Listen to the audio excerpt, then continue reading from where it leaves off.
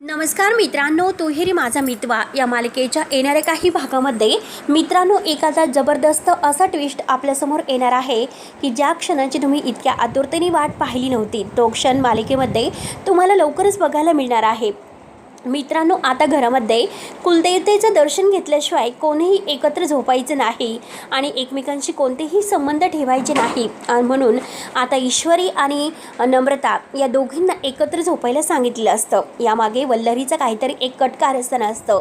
काही झालं तरी आता नम्रता आणि आकाश या दोघांना एकत्र येऊन नेण्यासाठी वल्लरी हे कारस्थान करत असते. परंतु आता इकडे अर्णव आणि ईश्वरी यांचं तर मात्र सगळं काही सुरूच असतं. काय करावं, कारण अर्णवला तर आता ह्या हिच्या म्हणजे ईश्वरीशिवाय झोपच येत नसते आणि ईश्वरीला सुद्धा आता अर्णवशिवाय काही करमत नसतं. म्हणून मात्र आता हे दोघांनी एकमेकांबरोबर वेळ घालवण्यासाठी आता बाहेर आलेलं आहे. परंतु ईश्वरीला असं वाटतं की अर्णव तर काहीच बोलत नाही आणि अर्णव सरांना माझ्या म्हणजे शिवाय झोप लागते. तेव्हा ईश्वरी लगेच रागाने आता आतमध्ये निघून जाते. तेव्हा अर्णवला असं वाटतं की काय करावं, ईश्वरीशिवाय आपल्याला चैन मिळत नाही. मग आता नक्की काय करू. ईश्वरीला आता मी एक काम करतो, आता झोपेमध्ये मी रूममध्ये उचलून घेऊन येतो आणि आकाशला मात्र मी तिकडे पाठवतो. तेव्हा लगेच म्हणजे जे काही आहे तर ते सगळं काही नीट होईल. परंतु अर्णव आणि ईश्वरी आता हे दोघांशिवाय काही राहतच नसतात. अर्णवला काही झोपच लागत नसते आणि झोप न लागतामुळे तो लगेच आता आकाशला काहीतरी युक्ती सांगतो. आकाशला म्हणतो की हे बघ, तू एक काम कर, तू मात्र घाईने आता इकडे रमाकांत बाबा आहे ना त्यांच्या रूममध्ये जा, त्यांना काहीतरी हवं आहे. आणि तेवढ्यात मात्र आता आकाशला असं वाटतं की नक्की दादाचं काहीतरी काम असेल आणि तो नम्रताला म्हणतो की मी नम्रताकडे जातो आणि दादा तू इथे थांब. त्यावरती आता दोघंही लगेच आता म्हणजे आकाश नम्रताच्या रूममध्ये निघून येतो आणि इकडे अर्णव मात्र ईश्वरीला उचलतो आणि ईश्वरीला उचलून मात्र आपल्या रूममध्ये तो झोपायला घेऊन येतो. तेव्हा हे सगळं काही आता ईश्वरीला जाग येते. ईश्वरी म्हणते की अर्णव सर, काय करतात तुम्ही, घरातील जर कोणी बघितलं तर काय करेल. तेव्हा अर्णव म्हणतो की नाही मी सिंदूर, मी तर खरंच मला तुझ्याशिवाय झोपच येत नाही. तेव्हा ईश्वरी म्हणते की अहो हे बघा, आपल्याला देवदर्शनाला जायचं आहे आणि तुम्ही इतकी घाई का करतात. एकतर आकाश भाऊजी आणि नम्रताताई यांचं नवीनच लग्न झालेलं आहे आणि त्यात म्हणजे घरामध्ये फक्त सत्यनारायणाची पूजा पार पडलेली आहे. काही झालं तरी आता आपल्याला काही दिवस तरी असं त्यांच्यासाठी एकत्र नाही झोपता येणार. अर्णव म्हणतो की नाही, तू एक काम कर, आत्ता मात्र तू माझ्याजवळ झोप, परंतु सकाळी उठल्यानंतर तू नम्रताच्या रूममध्ये जा. तर इकडे नमू म्हणते की हे बघा, अहो आकाशजी काय केलं तुम्ही, तुम्हाला थोडंसंसुद्धा असं दम निघत नाही का. जर आईंनी बघितलं तर आई माझ्यावरच ओरडतील. आकाश म्हणतो की काही नाही, कुणाला काही माहितीच होणार नाही, कारण तिकडे दादाला झोप येत नाही आणि दादा मात्र ईश्वरीला घेऊन तिकडे रूममध्ये गेलेला आहे. तेव्हा नम्रता आणि आकाशला खूपच हसू येत असतं. त्यानंतर इकडे अर्णव मात्र ईश्वरीला मिठीत घेतो आणि ईश्वरीला तो आता प्रेमाचं प्रपोज करतो. तेव्हा ईश्वरीसुद्धा खुश होते आणि होतं तर काय मित्रांनो, या दोघांचं आज मात्र खरंच सुहागरात्र साजरी होते. त्यानंतर आता सकाळी सकाळी ईश्वरी खूपच लाजत असते. रात्री जे काही घडलेलं आहे तर तिचा चेहरा खूप खुललेला असतो. तिला काय करावं काहीच कळत नसतं आणि ती सारखी अर्णवकडे बघून हसत असते. त्यानंतर इकडे वल्लरी मामीच्या डोक्यामध्ये काहीतरी वेगळाच प्लॅन असतो, कारण तिला नम्रता आणि आकाश या दोघांना एकमेकांपासून तोडायचं आहे.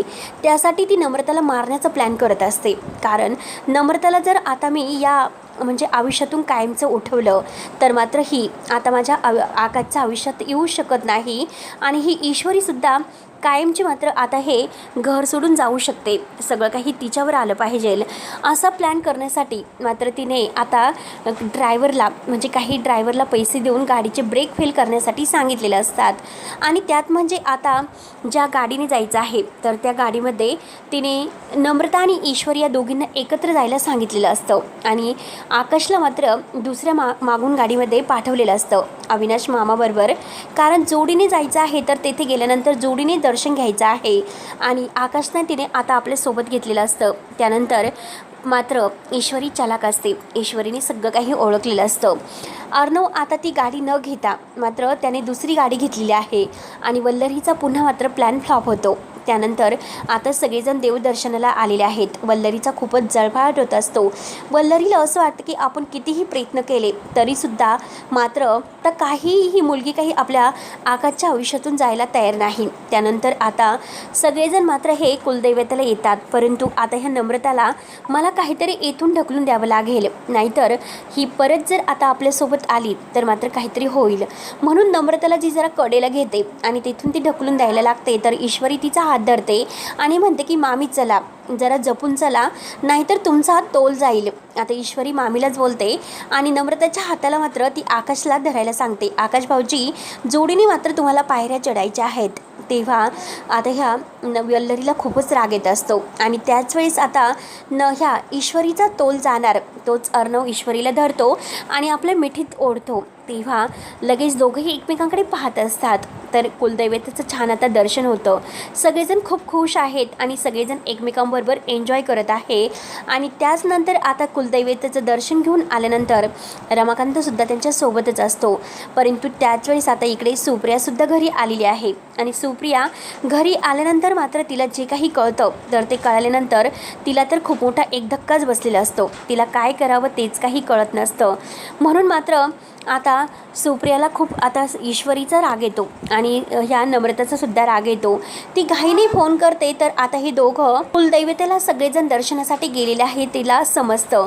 आई मी तुला नंतर कॉल करेन असं ईश्वरीला जेव्हा फोन केलेला आहे तेव्हा मात्र आता ईश्वरी म्हणते की आई आम्ही सगळेजण इकडे देवीच्या दर्शनाला आलो, तुला घरी आल्यानंतर मी कॉल करेल. तेव्हा लगेच सुप्रिया फोन ठेवते. पण तिला खूप टेन्शन आलेलं असते की नक्की हे सर्व काय झालं असेल आणि आता याबद्दल तिला माहितीच नसतं. तर तेव्हा ती विचार करते की हा शुभंकर कुठे गेला असेल. शुभंकरचा सुद्धा काही पत्ता नाही.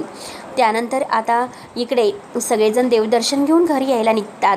परंतु त्याच वेळेस आता अर्णवला एक आता ऑफिसमधून फोन आलेला असतो. कारण अर्णवने राकेशला जे काही आता बोर्ड ऑफ डिरेक्टरच्या मॅनेजर पदाची त्याला जी पदवी दिलेली आहे तर त्यामध्ये एक खूप मोठा घोळ मात्र ह्या राकेशने केलेला असतो.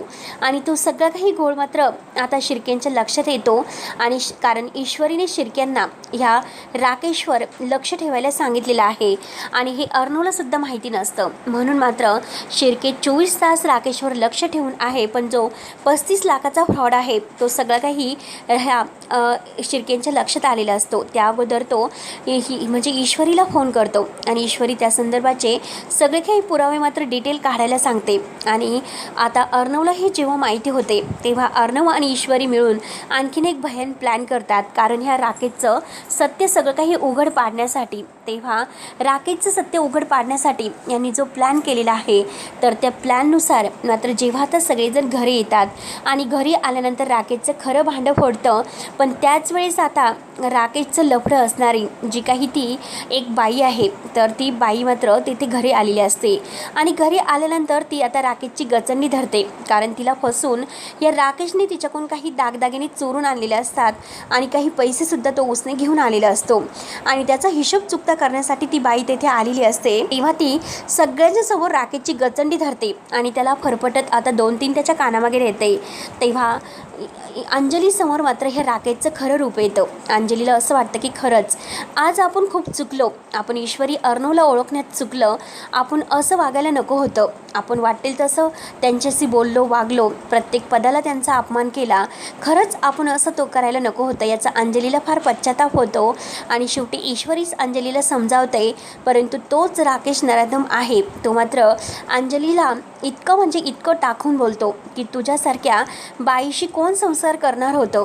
तुझ्याकडे मात्र काही नाही. मी फक्त तुझा वापर करून घेतला आणि अशा कितीतरी बायकांना मी फसवलं. अंजलीला हे ऐकून फार मोठा धक्का बसलेला असतो. अंजली खूपच घाबरते.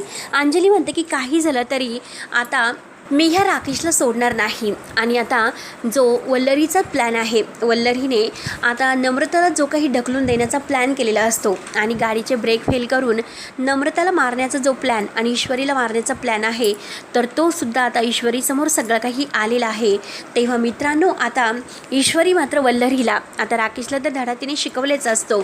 परंतु आता ह्या वल्लरीला सुद्धा आता कसा धडा शिकवते. आणि त्याच वेळेस आता ईश्वरीची आई सुप्रिया जाब विचारण्यासाठी हे सुप्रिया आता ईश्वरीला आणि नम्रताला जाब विचारण्यासाठी इकडे घरामध्ये आलेली आहे आणि तेथे घरामध्ये आल्या क्षणी तिला जेव्हा आता ह्या वल्लरीचा खरा चेहरा पाहायला मिळतो तेव्हा आता सत्याला वाचा फोडते आणि त्याच वेळेस आता सुप्रिया मात्र सगळ्यांच्या समोर वल्लरीकडे बोट दाखवते. तर मित्रांनो, आता पुढे नक्की काय होईल?